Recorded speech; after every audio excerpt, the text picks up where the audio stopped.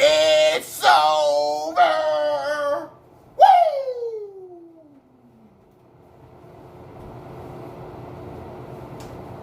Now, let me say this. If Frank Wright and John DiFilippo was still the offensive coordinator and the quarterback coach, it would have been 40 points.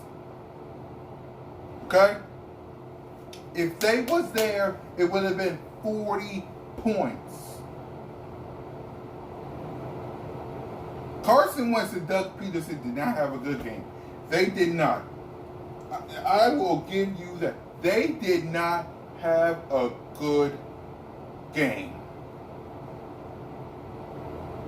The play, how many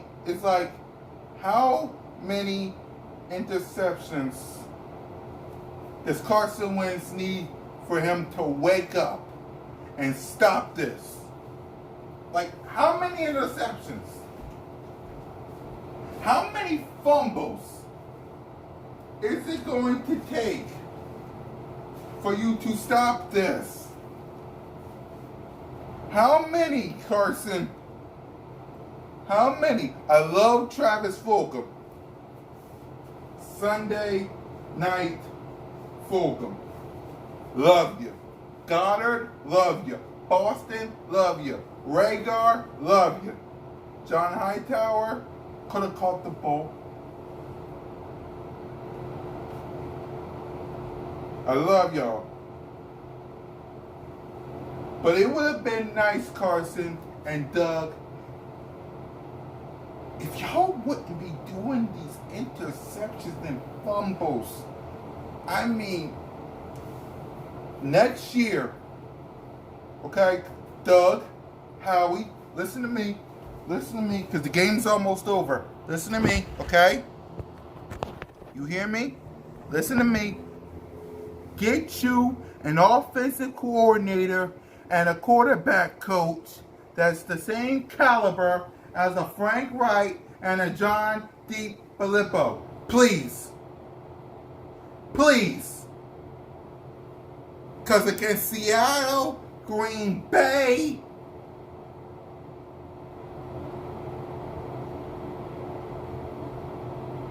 Saints, Arizona, no.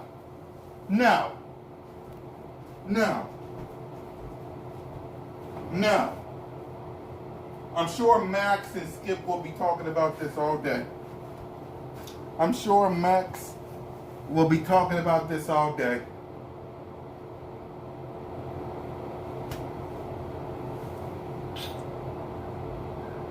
I love my defense. All of you.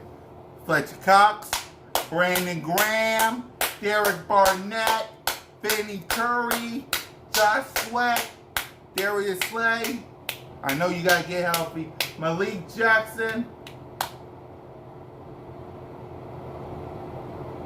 It's over.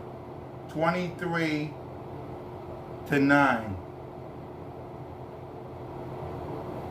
23-9. I love my defense, man.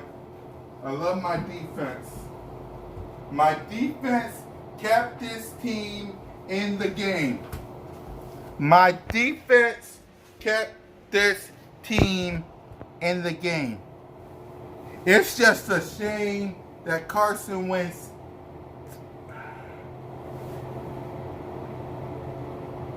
listen. I will defend Carson Wentz until a day I die, but that was sloppy. Let's Philadelphia Eagles continue their domination of the NFC East at 3-4-1 following a 23-9 victory over the hated, the dreaded Dallas Cowboys. Cowboys down to the third quarterback, but that's okay.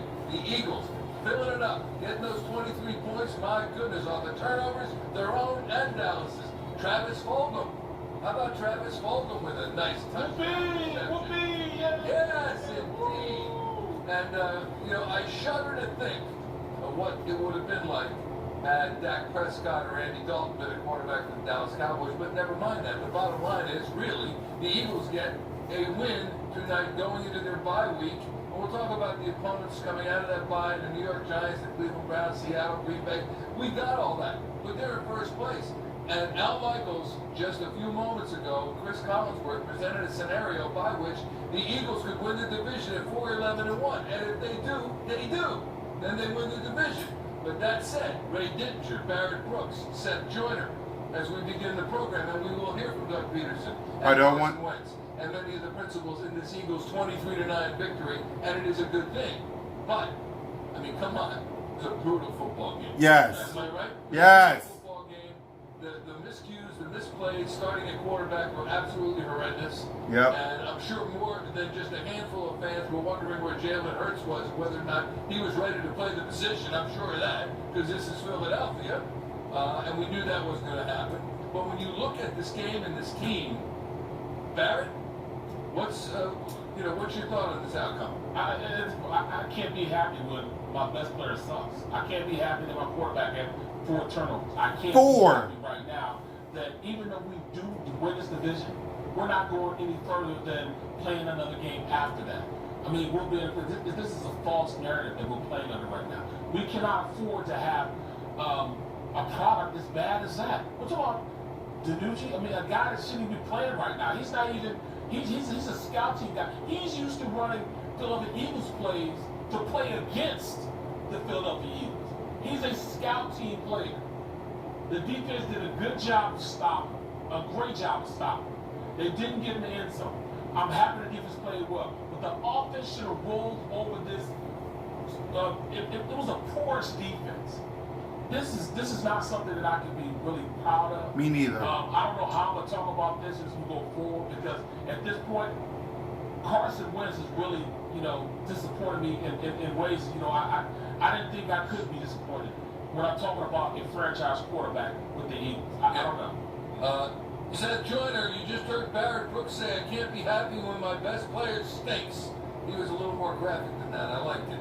And you played, I think, at the end of the Mike Schmidt era, when the great Michael Jack Schmidt played for the Philadelphia Phillies in this town. And he said, Philadelphia is the town where you can experience the thrill of victory and the agony of reading about it the next day. We're not going to read about it the next day. We're talking about it right now. We're talking about a win by the Eagles, but I'm sure there are many of us out there that are dissatisfied with what we're seeing. Your thoughts? Listen, Mike, there is no doubt about it. At the end of the day, we're looking for Carson Wentz to find a level of consistency, and you just don't see it. I said a couple of weeks ago that we have a quarterback problem.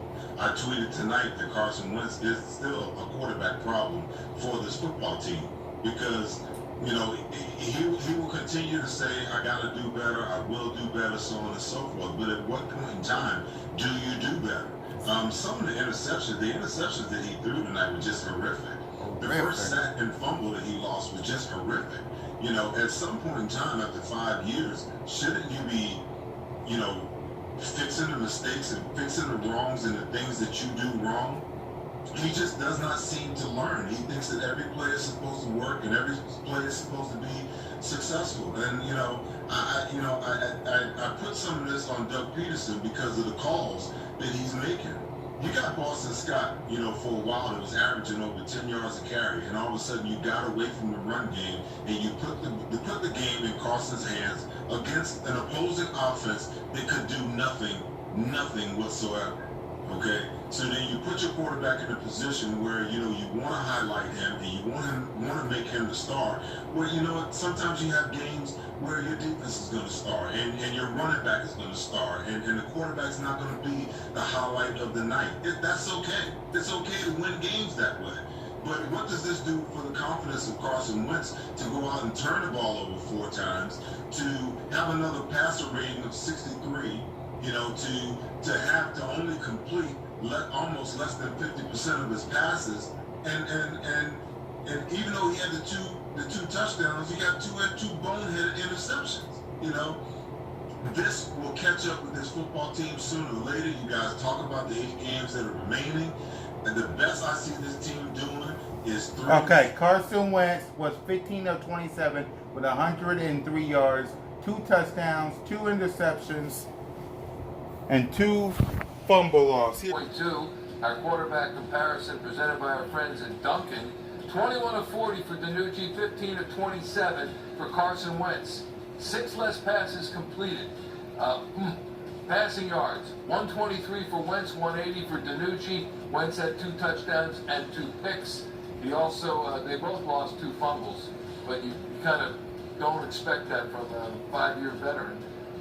Passer rating, I mentioned DiNucci a little bit better than Wentz. Sacks, each 4 times, and rushing yards, 17 for Wentz and 22 for the rookie Ben DiNucci. Can we compare? You were going to say, you want to say something? Yeah. Listen, I'm happy that we got the win. I am. I'm happy that we got the win.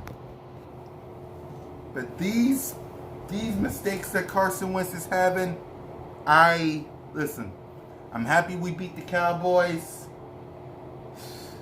It's just performance like that, man. Performance like that will not help you win no games. Carson Wentz got to fix this. I'm telling you, offensive coordinator and quarterback coach can fix this. Dallas sucks. Fly Eagles fly. We beat Dallas.